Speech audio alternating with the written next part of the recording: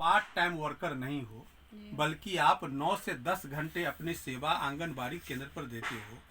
जो सरकार की जितनी योजनाएं हैं उसको लागू आंगनबाड़ी केंद्रों के द्वारा करवाया जाता है, आंगनबाड़ी सेविकाओं के माध्यम से कराया जाता है। तो आपका जो काम है वो 9 से 10 घंटे का है और प्रतिदिन का है।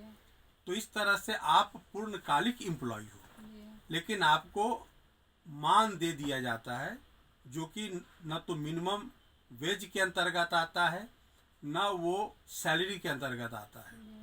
लेकिन आपका जो अपॉइंटमेंट होता है वो सिलेक्शन के माध्यम से होता है।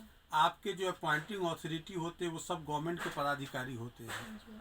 अपॉइंटमेंट जो करने का तौर तरीका है वो सरकार जो मार्गदर्शिका निर्देशिका जारी करती है उसके हिसाब से होता है। तो जितनी प्रक्रिया है जिसका पालन किया जाता है उन सारी प्रक्रियाओं से ये सिद्ध होता है कि आपका जो अपॉइंटमेंट है वो सरकार के नियमों के अनुरूप है। लिहाजा आपको सरकारी नियमों के अनुरूप तनख्वाह भी मिलना चाहिए।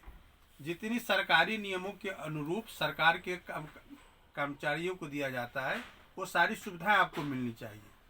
लेकिन ये सारी लड़ाई आप लोग पहले लड़ करके हार चुके हैं। हमने कहा कि यह जो रिसर्च वर्क हमने किया हुआ है इससे हम साबित कर सकते हैं कोर्ट के समक्ष कि हम हर रूप से सरकार के कर्मचारी हैं, हम हर रूप से सरकार के जो कार्य प्रणाली है हम उसके तहत काम करते हैं। और संविधान में सरकार को जो कल्याणकारी राज्य की कल्पना की गई है और कल्याणकारी राज्य के रूप में सरकार जो भी स्कीम लेकर के पब्लिक के हित में आती है, खासकर जो गरीब तबके के लोग हैं, बच्चे हैं, औरतें हैं, उनके लिए जो स्कीम है उसको लागू किया जा रहा है।